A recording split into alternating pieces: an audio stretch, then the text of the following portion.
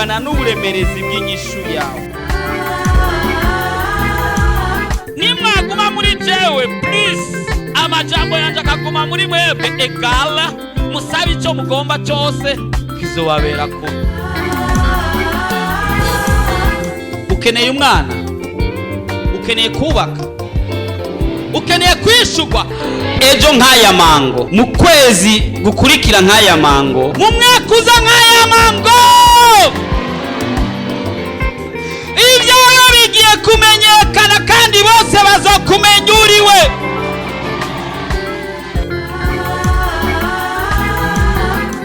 Ariko Yesu araha, ariko arakubaza ati ubu ugomba gukira nimugwaye. woba urusha, woba uremerewe, woba ufise ibibazo waburiye inyishu, woba ugomba kwakira Yesu Kristo nk'umwami n'umukiza w'ubugingo bwawe, woba ugomba kuvugana n'umukozi w'Imana Pasteur Jackson Nkeshimana, wo mwandikira ubutumwa bugufi kuri 76 96 96 96 kugira ngo agusengere kandi agufashe mu buryo bw'impwemu. Yesu yavuze ngo nimuze kuri jewe mwese abananiwe n'abaremerewe ndabaruhura. Afitiye Yesu mukinga jatiwe ariba ibyiza gusa ndaje n'umutima. Urashaka kwama ukurikirana ubutumwa bwiza ku telefone yawe? Ja kuri YouTube wandike Pasteur Jackson Nkeshimana, urasanga ko ubutumwa hamwe n'ubwo yavuze kera. Ntibibagire kugira subscribe canke s'abone, wibuke kubusangiza n'abandi.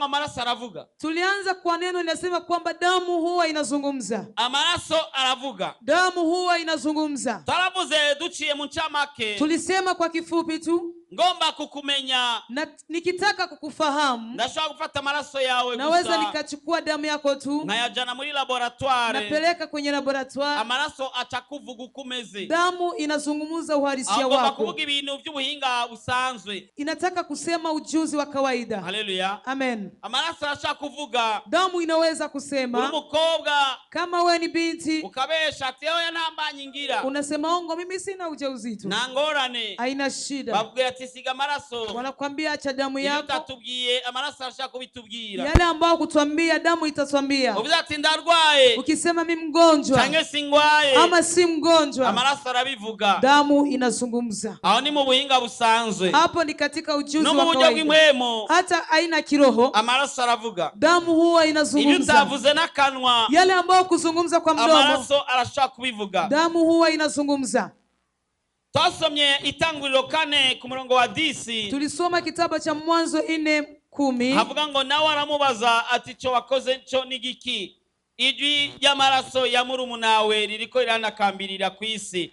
Bisigura ko amaraso avuga. Inatafsiri kwamba damu huwa inazungumza. Kandi amaraso afise ijwi. Tena damu ina sauti. Tugira twige rero. Tunataka tusome. Amaraso aravuga. Damu huwa inazungumza. Akagace kito amaraso aravuga. Aka kakipande kanaitwa ati damu inazungumza. Tutakuiga agace ka mbere. Tutakwenda kuiga kakipande ka kwanza. Agace ka mbere kaitwa A, twakise A. Kakipande ka kwanza tumekaita A. Kavuga ngo asaba guhorwa. Eti inaomba kulipisiwa. Amena. Amen. Amaraso, damu, ahari, mahali ilipo, ahabitse, mahali imewekwa, arasaba guhorwa, inaomba kulipisiwa. Burya pale abantu bakijijwe uno munsi, watu wameokoka kwa leo, si bose bafise abavyeyi bakijijwe, si wote wana wazazi waliokoka, na bafise abavyeyi bakijijwe, na wale ambao wana wazazi wameokoka, si bose bafise basekuru bari bakijijwe, si wote walikuwa na mababu walikuwa wanaokoka. Agakiza iwacu mu Burundi katanguye nyuma goto. Okovu katika Burundi yetu imeanza nyuma kidogo. Katanguye vuba.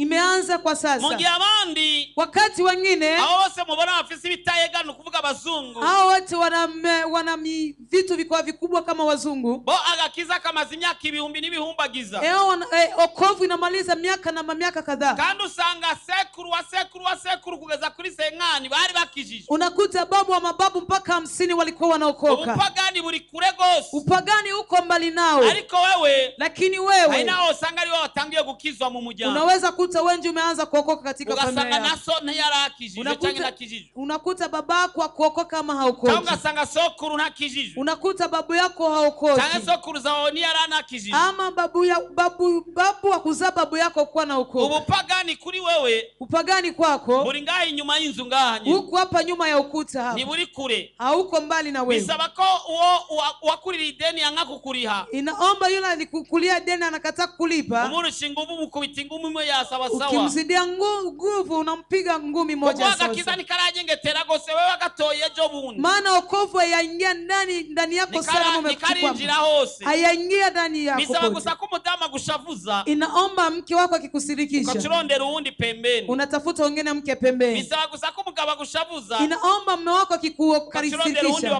Unatafuta wengine mume wa pembeni. Bigusaba gusa ko akantu gatonya kaba. Inaomba kakitu kadogo kakitokea. Ukatawambura gakiza nk'ikoti ingene bayambura. Hapo unavua wokovu kama vile suti wanavua. Kubera agakiza kuri wewe. Maana wokovu kwako kaje vuba. Imekuja kwa sasa. Ubupagani buracari ngaha hafi ngaha nyene. Upagani ungali karibu na wewe. Buracari ngaha kuzugira kabiri kwa ntuzenya. Huko katika nyumba ya pili kwa fulani. Ariko abandi bobo. Lakini wengine agakiza kabo wokovu yao kahereye kure. Imeanzia huko mbali. Yakuta sanga se. Alizaliwa nakuta baba yake. Sekuru. Babu yake. Inakuru. Na tate yake. Na inakuruza. Na tate yake tena. Bakijijwe. Walikuwa wameokoka. Kuburyo usomye muri Luka 1. Ukisoma Luka 1. Urabona ko abazungu bobo. Unaona kwamba wazungu wao. Barandika no guhera ku mamuko yabo. Walikuwa wakiandika hata kizazi chao kwenye vitabu. Arazi guhera kuri ku bantu senkani. Anajua watu mpaka ku watu 50. Akomokako. Anatoka eko. Ariko muri abicaye ngaha. Lakini kwao ambao wameketi hapa. Yabuze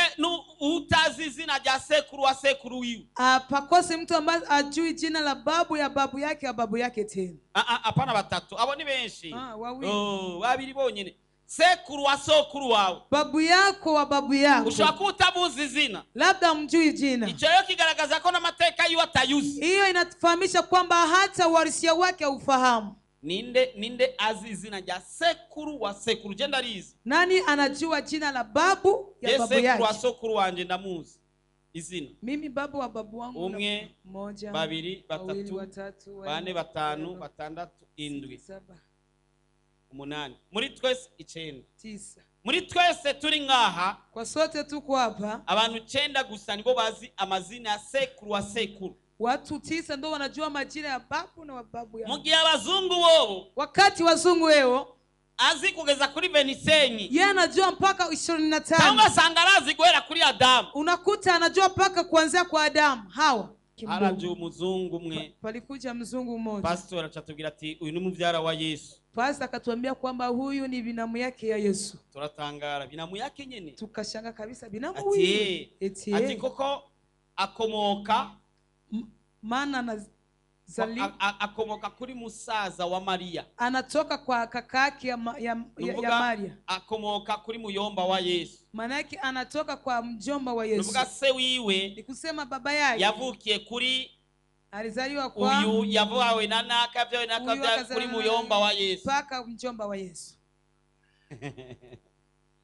Ariko wewe, lakini wewe twabajije abazi sekuru wa sekuru twaronse 9. Tumeuliza waliokuwa wanajua babu wa babu yao. Ariko twabazuzi sekuru wa sekuru wa sekuru 3. Tukiuliza yule anajua babu ya babu yake na babu yake tena 3. Ndibaza tworonka umwe n'igipande. Na waza utapata umoja na kipande. Erega ni n'abatazi sekuru. Kuna wale wasiojua mababu zao. Atazi zina rya sekuru. Hajui jina la babu yake. Ngo bakunda kumwita ngo numise bibi avuga ngo bamwita baca mu nzira cyangwa nilisikia bibi anasema wanapita njiani ama mugabo izina jiwe rya Vresi ndarizi. Lakini jina lake la kweli silifahamu. Ikitavuzo ari n'abatazi base. Kingine nacho kisiosemewa kuna wengine wajua baba zao. Haleluya. Amen. Sasa rero kubera abarundi cyangwa abanyafrika, kwa sababu Warundi ama Waafrika agakiza kaje ejo bundi, okovu ulikuja majuzi, ubupagani bwari bukirimwo, upagani ulikuwa ngalikiemo, abantu barashesha amaraso, watu walimwanga damu, kandi ajya amaraso basesa tena damu hiyo walikuwa kimwanga ishobora kuba yasheshwe na sokuru, labda imemwanga na babu cyangwa sokuruza wawe, ama babu yako ya babu, cyangwa sekuru wa sekuru wa sekuru wa sekuru, ama babu wa mababu wa mababu wa mababu.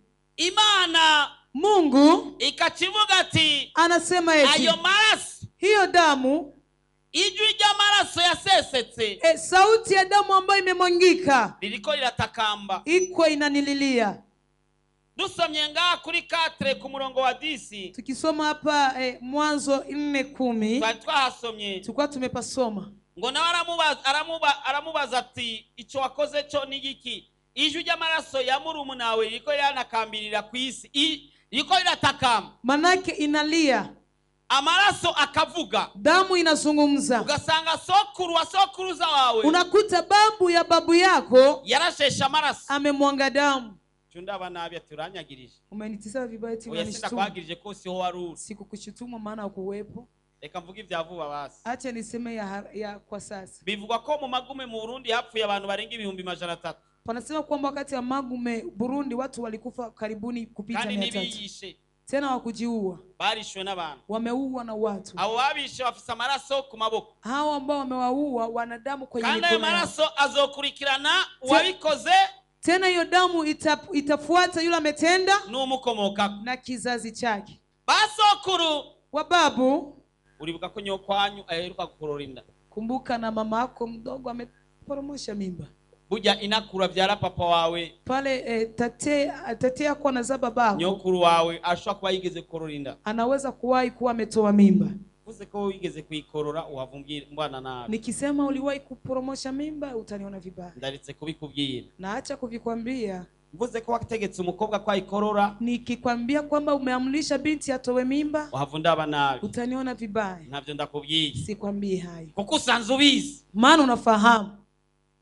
Ndakubwiye ko warangiye umuntu umuti wo gukorora inda, Nikikwambia kwamba umetafutia mtu dawa ya kutoa mimba uhavundaba nabi, utaniona vibaya. nanse kubikubwira Nakataa kuko kuvikwambia usanze ubizi. maana unafahamu. Ayo maraso rero Hiyo damu sasa niyagenda gataka, ndo inaenda inalilia mbele za Mungu, ikavuga ati mora mora mora mora, inasema nilipishie, nilipishie, nilipishie. kandi Tena ayo maraso asaba guhorwa, hiyo damu inaomba kulipishiwa, niyo avuga ibibi ku buzima bw'abakomoka muri ayo maraso nyine.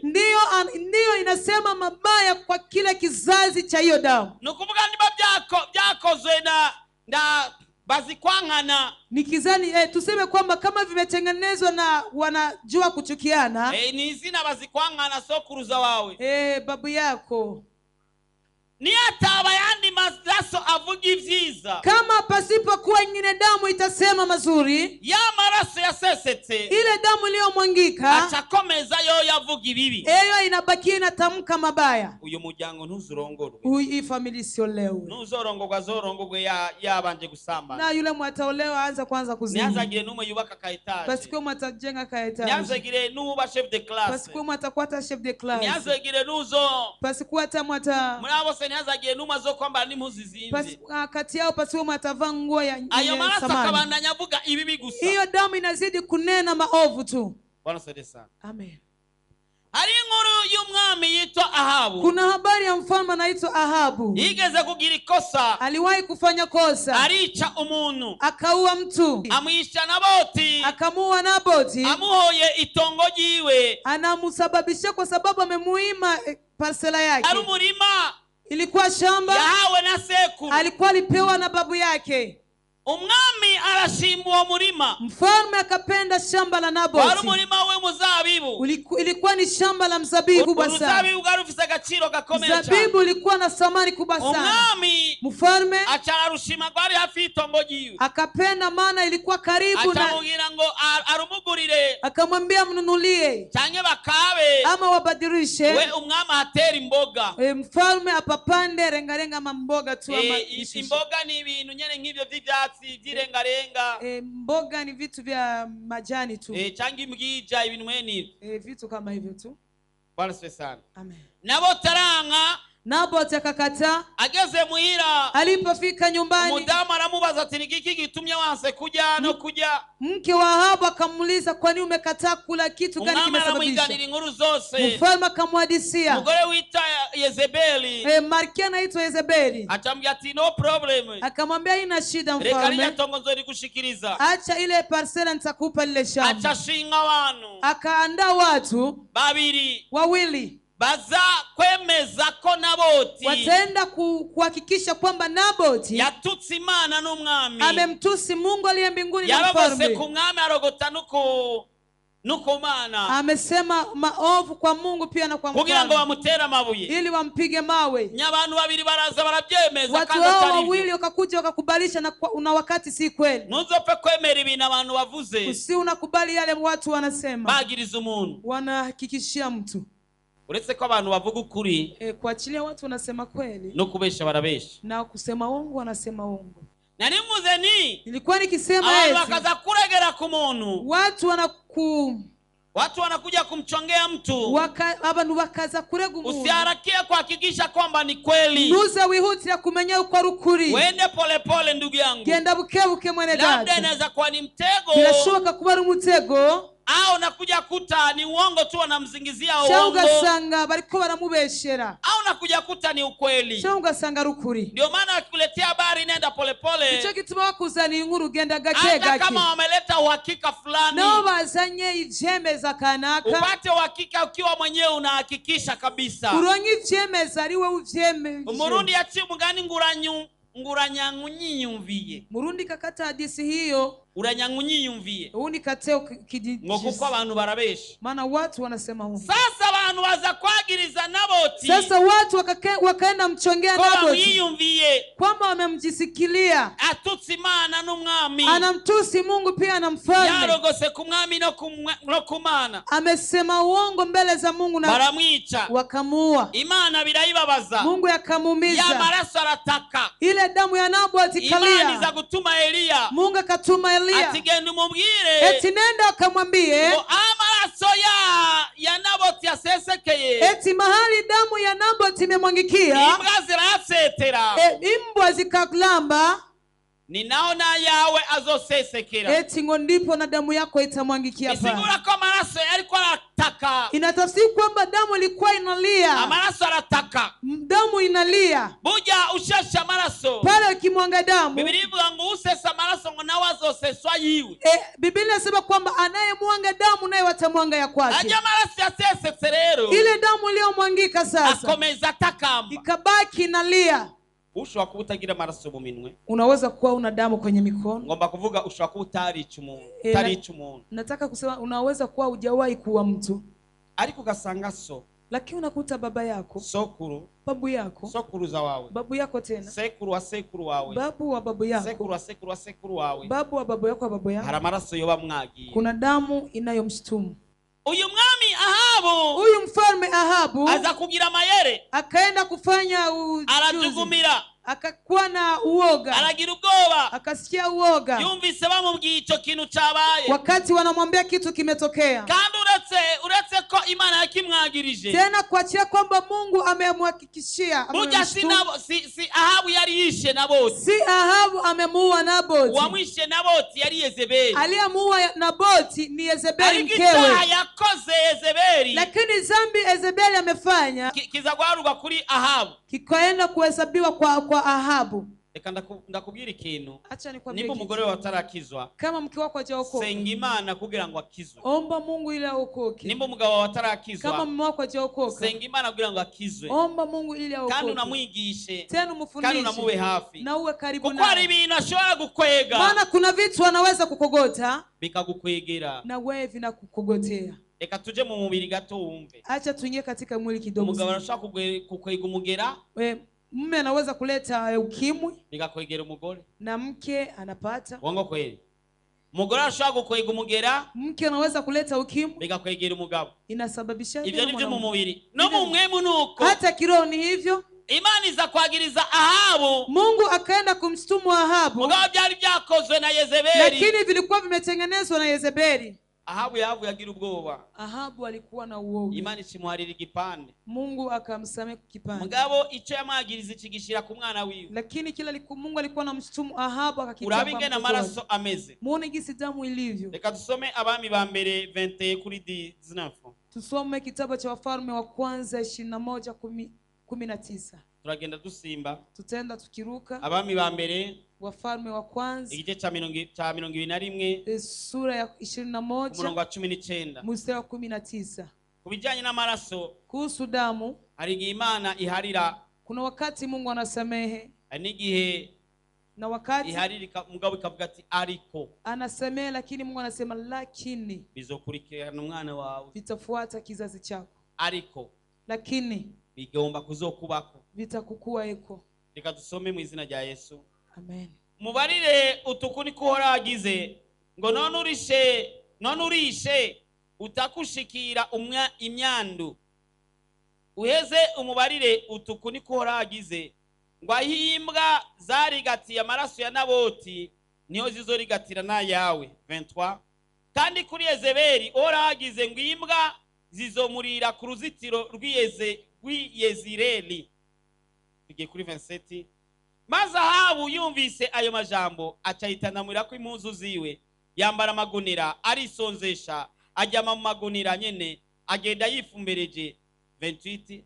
Maze ijambo ry'Uhoraho riza kuri Eliya w'itishubi riti, mbega urabonye ingene Ahabu yicishije bugufi imbere yanje? Ko yicishije bugufi atyo mbere imbere yanje, sinzozana ivyo byago ku ngoma yiwe. Ariko umviriza, wahumvise neza, ariko ku ngoma y'umuhungu wiwe niyo nzozana ivyo byago ku nzu yiwe. Imana idufashe cyane. Sasa amemsamehe au hakumsamehe? None yamubabare cyangwa ntiyamubabare? Ntiyamubabariye. Amubwiye ngo ivyo byago, Akasema hizo shida matabu, kwa sababu ametubu, akarira, analia, akishishitira, analala chini, akambara magunira, anavaa magunia, akajama magunira, amelala kwenye akajama majunia, no mumenyota, amelala kwenye majivu. ndabona ni sawa. Naona ni sawa, Ariko lakini binduye forme gusa. inabadilisha tu kitu fulani. Ivyo byago nibizoba ku ngoma yiwe, Hiyo shida hazitatokea kwenye ufalme wake, ariko bizoba ku ngoma y'umuhungu wiwe. lakini vitakuwa kwa kijana wake. Ariko kandi Lakini tena na rwa rupfu yavuze ngo imbwa zizofyeta amaraso yiwe, na kile kifo ilisema kwamba mbwa zitalamba damu yake, ntiyagikuyeho. hakutoa. Ibi byari bindi byago yavuze, niyo mpamvu ngomba ko uzarandika kugira ngo uzobisomere muhira. Ndio kwa maana kwamba unaandika ili usomee nyumbani. Amaraso asesetse, Damu imemwangika, irarihishwa.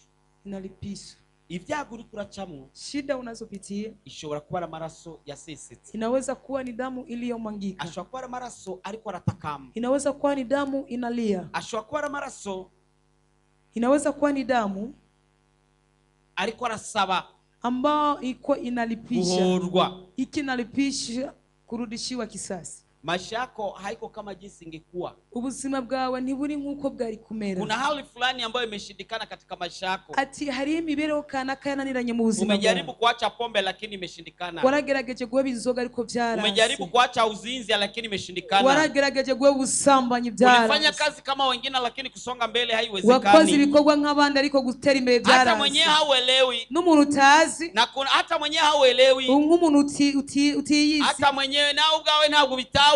Hata mwenyewe hauelewi. Nawe ntubitahura. Hata mwenyewe hauelewi. Hari n'ibindi byisubiriza mu muryango wose. Kuna vingine vinajirudia katika familia nzima. Mwese muvukana. Nyote mnaozaliwa pamoja. Mwagize mariage ariko mwasambanye. Mumefanya harusi kwa sababu mlianza kwanza kuzini. Mwese muvukana. Ni kama nyote wazaliwa pamoja. Mwana ni wa mashure mugira muyaheze. Mulishindwa masomo mnatamaliza. Hafinga mwese muvukana. Kama nyote kizazi kimoja. Na nume yigeze agura n'akamodoka basi. Hakuna mtu aliwahi kununua hata kagari. Hafinga mwese muvukana.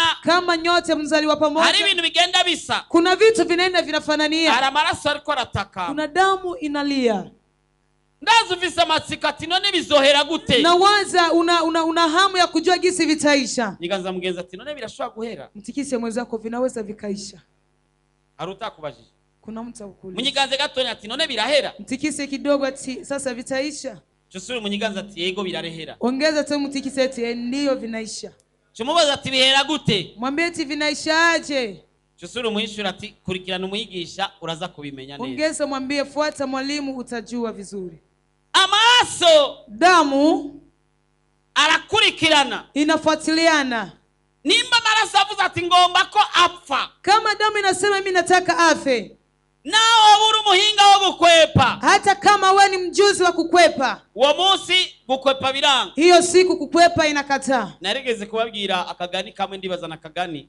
Niliwahi kuambia hadithi moja na labda ni hadithi. Ngo umugabo yari yabwiye urupfu ati ukabona je nshikiriwe gupfa, Eti baba aliambiwa kifo, ukiona mimi nafikiriwa kufa, uzubimbwira imbere y'igihe. unaambia mbele ya nyakati. Urupfu ati ego je nzobigukorera. Kifo eti ndio mimi nitafanya. Musuri izina urufungo rurazi wiwe. Siku moja kifo kikaja Ngo kwake. ruza ruzanye urupapuro rurerure. Ngo kikakuja kineleta Ngo kuri karatasi list. ndefu kwenye list. Ati uwa mbere urabona ko ari ushikiriwe, Unaona wa kwanza wewe unafikiriwa, wa kabiri ni naka, wa pili ni fulani. ati rero urabona kuri hejuru.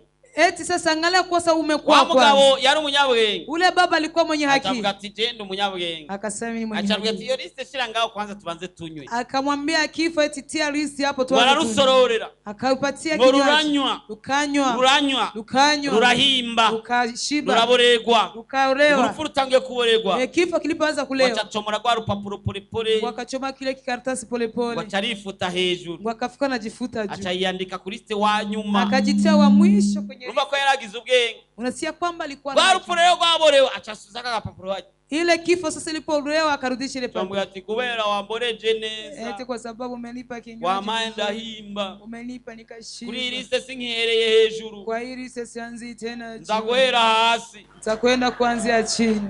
Uwundi munsi haza umwami w'abayuda, kuko ubwami bw'abisirayeli bwari bwarigabuyemo kubiri. Hari ubwami bw'abisirayeli n'ubwami bw'abayuda. Haje umwami w'abayuda abwira ati mfasha tujye kugwana. Yari umwami Yehoshafati, ati mfasha tujye kugwana i Ramoti Gileyadi. Umwami aremera, bafata umugambi wo kujya kugwana urugamba. Barapanga abasirikare, maze baca bavuga bati mugabo nitwogenda tutabajije Imana. Bantu b'Imana, ntuze wegera ugenda cyangwa ntuze wigera ufata umugambi utabajije Imana, kuko Imana niyizi ivyejo. Ariko kandi nubwo uzobaza Imana ube maso, uzobe maso n'abavugisha. Bwana sende sana. Dusome kuri igice ca Abami ba mbere kuri 22 ku murongo w'8, turasoma mu izina rya Yesu. Avuga ngo umwami w'Abisirayeli yishura Yehoshafati ati haracyasigaye umuntu umwe twoshobora kubaza akadusiguriza uhoraho, yitwa Mikaya mwene Imura, ariko ndamwanka kuko taho avugishwa ibyiza kuri jewe atari ibyago. Yehoshafati aramubarira ati sigaho mugenzi, ntacyo uvuga utyo. Imana idufashe. Ngomba kuzura byandika nugera muhira uzusoma izo nkuru zose neza, ucubitahura cyane kurusha. Umwami avuga ati tubaze abavugisha. Hacaza abavugishwa 400, abavugishwa 400 bose bavuga kimwe. Wumvise abavugishwa batatu bahuriye ku kintu, kenshi ucuvuga ati turamanica. Ati haje umuvugishwa avuye mu ntuzenya, ngo haza n'undi avuye mu ntuzenya, ngundi wowe ntiyaranahazi yaje habaza ngo bigaragara ko ari Imana yabivuze. Kakimya, subiri kidogo utasikia. Werindira gato uraza kubyumva. Haza abavugishwa 400 bose bavuga bati genda ugwana urugamba uranesha, kandi byose ntibyari ibyo 400. Mugabo umwami Yehoshafati aravuga ati none nta undi muvugishwa mufise? Acamubwira ati hari umuvugishwa umwe asigaye, mugabo ndamwanka. Twabisomye, ndamwanka kubera atigera amvugishirizwa ko ibyiza. Nk'ubuno kuvugishwa ati nutiyanugiye gupfa cumbona nabi. Anakuye nireka kagacupa reka kuzuranywa gacupa cundaba ati niwe wayimpaye. Mudamu umwe yaroga arinjira mu rusengero, pastor ati wewe murozi wewe, ni wihanu reka kuroga. sasa ndiko ndavuga gutya umuntu wese abona umenga niwe ndiko ndatunga urutoki byakabaye kera carahaguruka ni wabumpaye acaja hanze abaramenyekanye. Umwami rero ati hasigaye umwe ngo kandi uyo aranyanka nako ndamwanka. Urumva siwe yanka umwami, mugabo umwami niwe yanka Mikaya. Ati koko atigera mvugisha ko ivyiza. Yehoshafati ati sigaho muzane tu. Aca wabwira ibanga ridasanzwe ryabereye mu ijuru riteye ubwoba, ni wagyumva uraza kujugumira. Dusome aha kuri 13 muhabonye 22:13 abami ba kabiri, tuje nabami ba mbere. Maze intumwa yari igiye guhamagara Mikaya iramubarira itabavugisha bose bahurije hamwe gusigurira umwami vyiza. None rero nawe amajambo yawe nabe nk'ayabo uvuga ivyiza. Kuri 14 Mikaya aramwishura ati ndakurahiye guhoraho ico uhoraho mbarira cyose nico nja kuvuga. Nta blague, ico aza kumbwira nico nza kuvuga, ico atambwira sinkivuga. Burya ibintu byo kuvugishwa nanje ndavugishwa, ariko hari abandi bavugisha ibyo bapanze. Aturagenda uvugisha ibi ama zakoziko. Burya abavugishwa bose si bose batavugishwa byo, kandi si bose bavugishwa byo. Ku bintu by'ubuhanuzi genda buke akariro gake na frere. Nemvuze nti ntubiyakane ngo kandi ntunavyeme ugende buke. Aco mvuze nga nagenda vugisha. Singwanya bavugishwa ngo nuko ntavugisha, kandi singwanya bavugisha, ariko mvuze ni tube abantu b'ubwenge. Ijambo ry'Imana tubwiye ngo tugire ubwenge ngo nk'inzoka, ngo akiritse natoa pole kama inuma. Baca baza baramupanga ati abandi bose bavugishije uku, nawe ntuvuge ibitandukanye n'ibyo bavuze. Mikaya ati mimi je mvuga ibyo uhoraza kumbwira, ibindi muri imenye. Acashika ngaho. Reka turabe kwanza iki gisoma kiraryoshe. Abami ba mbere 22 ingenje muri Bibiliya naho. Abami ba mbere 22 ego munyirangane nsome birebire kuri 13. Maze intumwa yari yagiye guhamagara Mikaya iramubarira ati atabavugishwa bose bahurije hamwe gusigurira umwami ivyiza. None rero nawe amajambo yawe nabe nk'ayabo uvuga ivyiza. Mikaya aramwishura ati ndakurahiye guhoraho ico uhorambarira cyose nico nja kuvuga. Kenze nuko ashitse imbere y'umwami, umwami aramubaza ati Mikaya tujye gutera i Ramoti Gileyadi canke dusigeho? Aramwishura ati duga utere, izokubera ko kandi uhoraho azogabura mu maboko yawe mugenzi. Urumva imvuga akoresheje ntiyemeje, mugabo urumva ko aragahemo. Umwami aramubarira ataho nakurahirije nzogeza ryari kugira ngo ntugire ico umbarira kitari cy'ukuri mu izina ry'uhoraho? Aramwishura ati mbonye Abisirayeli bose. Urumva acamubwira rero sasa bya vrai ubwa kare ariko aramushimanga. Aramashira ati mbonye Abisirayeli bose basabagiye ku misozi nk'intama zitagira umwungere, kandi uhoraho agize ngo bariya nabatagira shebuja nibasubire iwabo umuntu wese yigira amahoro. Umwami w'Abisirayeli abarira Yehoshafati ati sinakubariye ko atogira ivyiza avugishwa kuri jewe atari ibyago. Mikaya arongera ati none rero niwumva ijambo ry'uhoraho. Mbonye uhoraho abyagiye ku ntebe yiwe, ingabo zose zo mu ijuru zimuhagaze iburyo n'ibumoso. Veni arateye ubwoba, komeza wumve. Maze uhoraho abaza ati ninde yogenda kosha Ahabu ngo aduge i Ramoti Gileyadi agweyo? Nukumwe aravuga ati atumwe aravuga ashira ukwiwe uwundi ukwiwe. 21 hanyuma haza imwemu, umviriza neza, ihagarara imbere y'uhoraho iravuga ati jewe ndamwosha. 22 uhoraho arayibaza ati atuja kumosha ute? Nayo iti ndagenda nihindura impemu y'ibinyoma mu kanwa k'abakamenyi biwe bose. Bakamenyi kera nabavugishwa kera babita bakamenyi. Nayo iti ndagenda nihindura impemu y'ibinyoma mu kanwa k'abakamenyi biwe bose. Nawe arayishura ati nuko uramosha kandi uzobishobora, genda ugira utyo, Imana idufashe cyane. Byabereye he? Hapanzwe kosha bibereye mu ijuru. Naho hoza bavugishwa senkani bakubwira ati bajya kuri etage kuruki hasi gira makenga. None abantu bari bavugishwa amajana 4 bohejwe rimwe mivuye he ko mutabivuga neza n'ubwoba. bohejwe n'impwemu ivuye hehe nahoza katresa nawe miyayine batonze umurongo umwe akavugishwa bya bindi mugabo ukabona ati ibi bintu nibifata genda bukebuke impwemu ivuye mu ijuru irazirabosha ati ninde Imana ivuga ati ninde yoja kumwosha ngo aje ku rugamba apfireyo Ahabu kubera ibyaha yakoze kubera amaraso yasheshe Imana iravuga ati yoshwe Imana ikemera igapanga iyo mwemu kugira ngo ihore amaraso yasesetse umwami yumvise ibyo miyayine bavuze arabyemera yanka ibyavuzwe na Mikaya umwe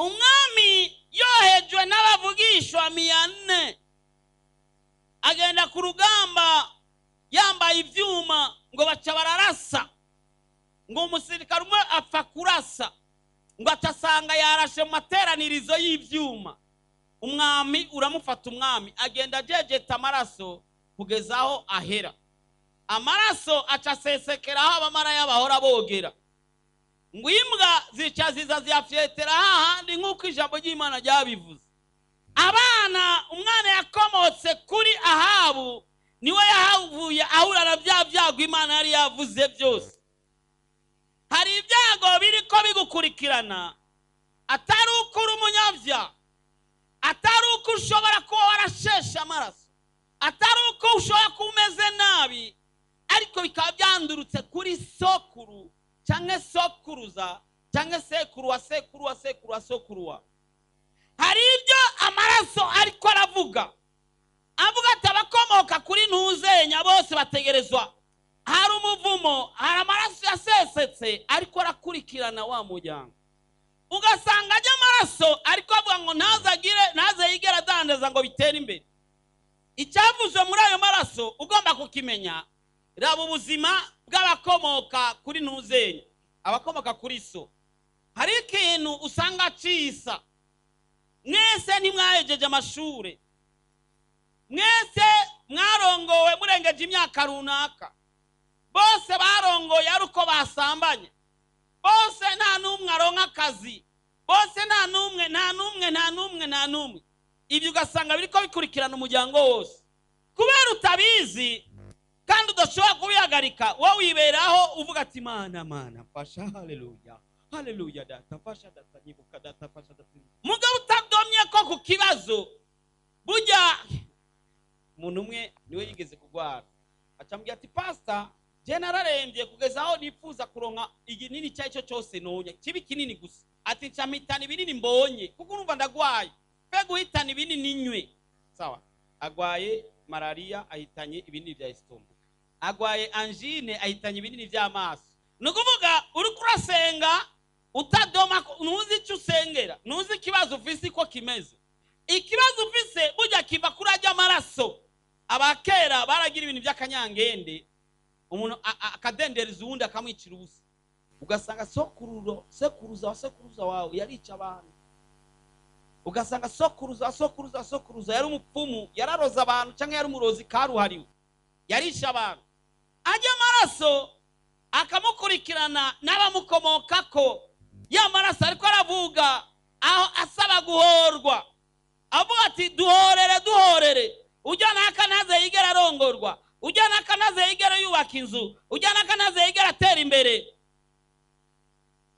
ariko no munsi turaza kuvuga yandi maraso ashobora guhindura ibyo bintu mu izina rya Yesu haleluya munyemerere turaba yandi maraso yanditse mu Abayurayo 12:24 mwegereye na Yesu umuhuza ahesha isezerano risha mwegereye n'amaraso acucagirwa avuga ibyiza kurusha ayabeli Imana ihabwa icubahiro some Petero wa mbere igice cya mbere ku murongo wa 19 ariko mwacunguje amaraso y'igiciro kinini nk'ay'umwagazi w'intama utagira agasembwa cyangwa ibara niyo ya Kristo Imana ihabwa icubahiro tukomera amashi menshi hari amaraso ya Abeli ariko aratakamba hari amaraso y'abishwe ariko atakamba asabwa guhorerwa ariko kandi hari amaraso ya Yesu ariko avuga ibyiza mu buzima bwawe amena ahari maraso avuga ngo napfe, hari andi maraso ariko aravuga ati akire.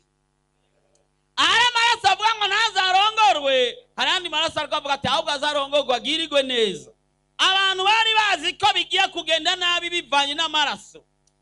Sinzi ko hari umuntu amaze kujya ku mupfumu, je sindigera nja ku mupfumu, ngo turiga inyigisho tukamenya ibiberayo. Hari umuntu aja ku mupfumu akamubwira ati ndabira. Ico kintu ati ndabira. Muramaze kubyumva? Hari umaze kujya ku mupfumu, nitubikwagirije mbwa ushaka kuba waragiye utarakizwa. Hari umaze kujya ku mupfumu, ego arakurabira, sivyo? Kandi arigiye kurabira ugasanga kubwiye byo wongo kweli, ngabwe ati habaye ibi kubera araba muri ya maraso, akaraba ati amaraso ariko avuga iki? Amaraso ariko aravuga ko utigeze kugira ibyago. Burya imbere yawe ejo ntuzi ibyo bapanze, ejo ntuzi ibyo abadayimoni bapanze, ejo ntuzi ibyo amashetani yapanze, ejo ntuzi ibyo satani yapanze. Ariko kandi hari n'ibyo Imana yapanze, hari ibyo Yesu yapanze ku buzima bwawe. Uyu mwanya tugomba tugaruza amaraso yacu, amena, ibyo amaraso ya Kristo avuga aba ari byo biba ku buzima bwacu. Sindumva wavuze amen. Nari mvuze ni ibyo Kristo apanze ku buzima bwacu aba ari byo bikoreka. Ego, haleluya. Ubuzima bwawe gwero munsi bugiye guhindurirwa ibihe mu izina rya Yesu. Amen. Ibyo Yesu avuga ku buzima bwawe nibyo bigiye kuba mu izina rya Yesu. Ibyo bakamenyi bavuze nta na kimwe kizoba mu izina rya Yesu. Amena. Amena. Hari ijambo, hari ijwi ririko riratakamba rivuga ibyiza ku buzima bwawe. Malheureusement ntabyo warugamenye. Hari ijwi rivuga ko ijya nzubamo utari ukwiriye, ukeneye irutije. Hari ijwi rivuga ko nawe ugiye kugira mariage. Hari ijwi rivuga ko nawe ugiye kugira ubuzima bwiza. Hari ijwi rivuga ko ugiye gukira iyo ndwara mu izina rya Yesu. Ari umuntu ariko arabyumva. Amena. Amen. Ibyavuzwe n'abasokuru, ibyakozwe n'abasokuru kubw'amaraso ya Yesu Kristo, twe dusangira isangira ryera tukanywa amaraso ya Kristo, hariyo avantage dufise nini irusha abandi batigera banywa amaraso ya Yesu Kristo. Abasangira isangira ry'umwami wacu Yesu Kristo bakanywa amaraso ya Kristo, bakajya umubiri wa Kristo, aho nyene niho tuvugira. Tuvuga duti Kristo ndanyoye amaraso yawe, ndariye umubiri wawe, ndagomba ko ibihe byanje bihinduka. Impamvu ibyo ufata byanka najya amaraso yavuze, ariko no munsi turaza gushira amaraso avuga ibindi mu izina rya Yesu. Amaraso avuga bishasha, hari ibyo tuza kubwira amaraso ya Yesu adukorere. Ibyavuzwe bibi tubifutishe. Umuntu atazi ubuzima bw'ingene bugenda niwe muntu wa mbere novuga ko ajojo. Umuntu adashaka kubona ko ubuzima bwiwe bugenda gute, ariko umuntu azi ubwenge arabona ingene ubuzima bwiwe buriko buragenda. Arabona ati jewe mu bisanzwe nta mwaka warenganye ntaduhuye. Kubera je mu bisanzwe abandesha bose usanga ari abagabo b'umuntu. Mu bisanzwe iba imyaka 10 ngize mariage, mugabo nta n'umunsi n'umwe mugabo arangurira igitenge cya 300,000 kandi arayafise. Mu bisanzwe kubaho nkirijwe sindigera mpeba inzoga kandi narakijije. Kubaho nkirijwe sindaheba gusambana cyangwa kwifuza abagore b'abandi cyangwa abagabo b'abandi kandi nkijije. Ari ibintu bigenda bigukurikirana ukabona ati hari ikintu kitariko kigenda neza mu buzima bwanjye. Hari amaraso ariko aravuga, ariko no munsi hagira avuga amaraso yandi mashasha. Amena. Ayo maraso turayavugisha, amaraso ya Kristo. Unyihanganire wiyobagize ibyo bavugisho bavuze, ufate iki jambo y'Imana rivuga. Abantu benshi bafise imihari y'Imana, ngo Mana waravuze ngo nzurira indege uyu mwaka, none umwaka urarenze ntarurira indege. Ni Imana kweri yabivuze cyangwa ni umuvugisho yabivuze? Rabice ijambo ry'Imana rivuga, niwe muvugisho mukuru dufise uyu. Paulo yavuze ngo akaza umuntu avugisha ngo birenze ibi, ngo nubwo yoba marayika. Urabona marayika? Sasa abantu bafite n'imihari n'Imana, Imana prema waravuze, Imana baravuze, kumbe si Imana yavuze. Imana iravuga, sawa? Mugabo n'abantu baravuga. Imana iravuga, ariko n'abavugisha baravuga. Usiende haraka, buke akariro gake na frein gake parapara tu. Nuwakariva Imana nuwakariva ivuye mu buvugishwa ntunavyemere, ugende buke upime, ari bisanzwe bikore.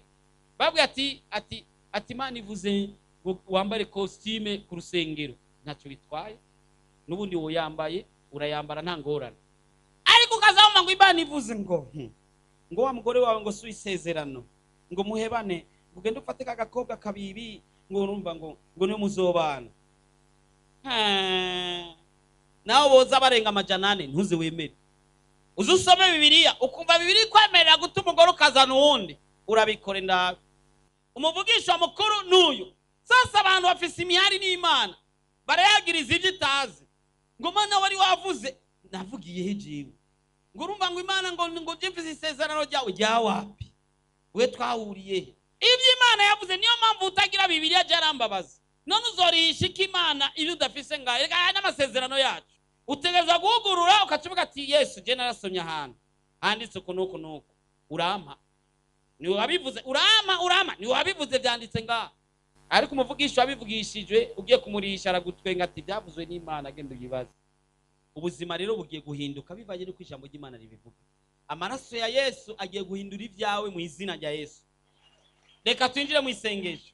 Nimegundua uzuri wa Yesu, nimegundua utamu wake. Uburebure bw'ingorane yawe bungana n'uburemerezi bw'inyishu yawe. Nimwaguma muri jewe please, amajambo yanje akaguma muri mwebwe egala, musabe icyo mugomba cyose kizobabera ko. Ukeneye umwana, ukeneye kubaka, ukeneye kwishugwa ejo nk'aya mango, mu kwezi gukurikira nk'aya mango, mu mwaka uza nk'aya mango. Ibyawe bigiye kumenyekana kandi bose bazokumenya uriwe.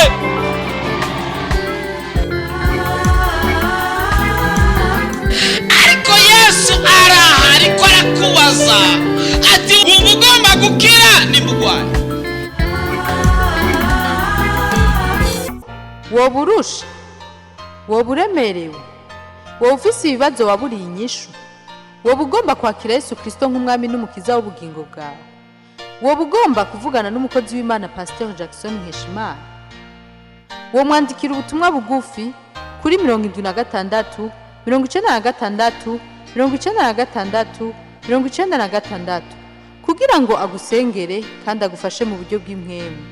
Yesu yavuze ngo nimuze kuri jewe mwese abananiwe n'abaremerewe ndabaruhura. Afitiye Yesu mukinga zatiwe ariba ibyiza gusa ndaje z'umutima.